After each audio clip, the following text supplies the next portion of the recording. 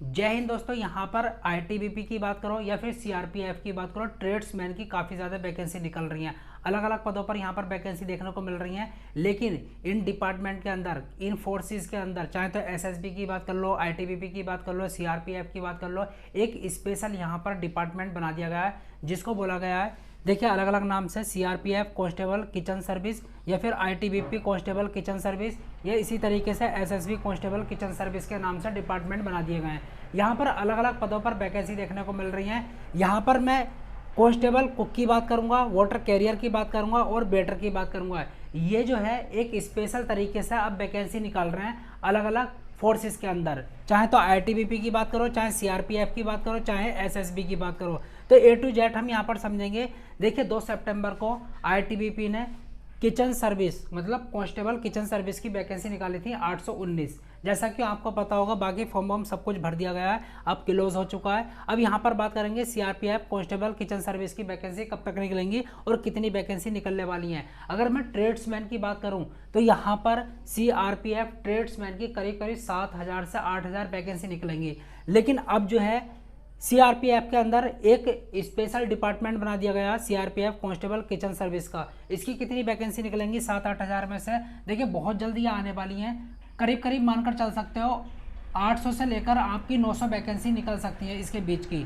Post name की बात करो तो यहाँ पर अलग अलग पोस्ट पर आपको सिलेक्ट किया जाएगा, कांस्टेबल कुक के तौर पर, वाटर कैरियर या वेटर के तौर पर। अब यहाँ पर एज की बात करेंगे, कितनी एज मांगी गई है हर एक पोस्ट के लिए। अगर मैं कुक की बात करूँ, वाटर कैरियर की बात करूँ या फिर वेटर की बात करूँ, अगर आप जनरल से आते हैं तो आपकी मिनिमम एज 18 होनी चाहिए, मैक्सिमम एज 25 साल होनी चाहिए। जैसा कि आपको पता, गवर्नमेंट रूल के अकॉर्डिंग ओबीसी वालों को 3 साल की छूट मिलेगी, SC ST वालों को 5 साल की छूट मिलेगी। क्वालिफिकेशन की बात करते हैं। देखिए अगर आप किसी भी पोस्ट के लिए अप्लाई करना चाहते हैं तो आपकी मिनिमम क्वालिफिकेशन 10th पास होना ज़रूरी है। आपका कितना भी परसेंट है, आप यहाँ पर आवेदन कर सकते हैं, अप्लाई कर सकते हैं।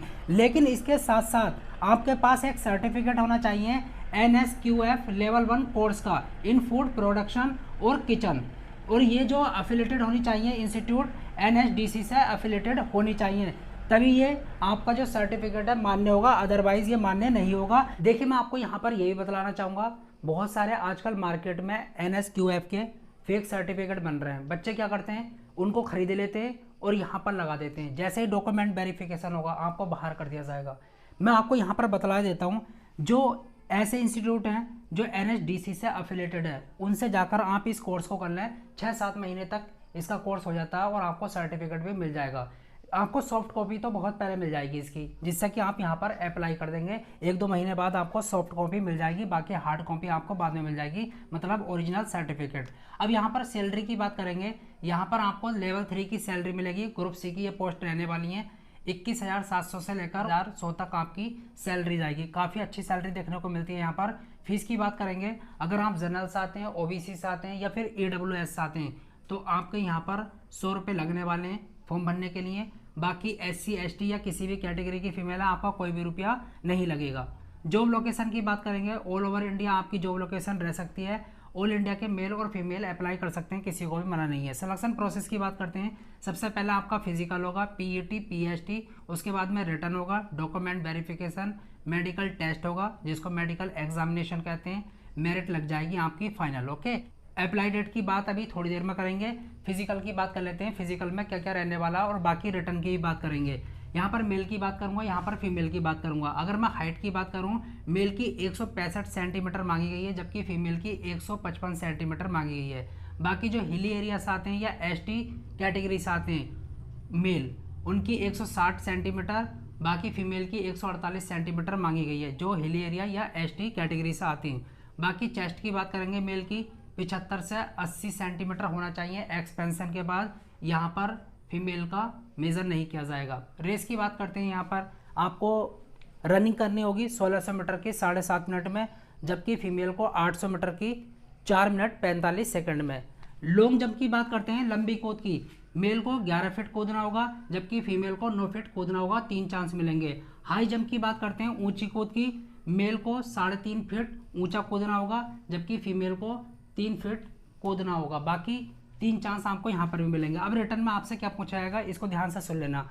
आपसे यहाँ पर जनरल अवेयरनेस, और जीके के 15 क्वेश्चन पूछाएंगे 15 नंबर के। मैथ के बहुत कम सिलेबस है, बहुत आसानी से कर लेंगे। 10 क्वेश्चन पूछाएंगे 10 नंबर के। रीजनिंग से आपसे 15 क्वेश्चन पूछाएंगे 15 नंबर के। बाकी इंग्लिश और हिंदी से आपके 10 क्वेश्चन पूछाएंगे। टोटल मिलाकर ये कितने हो जाएंगे, 50 क्वेश्चन हो जाएंगे, 50 मार्क्स के हो जाएंगे। और यहाँ पर 1 घंटा आपको करने के लिए मिलेगा।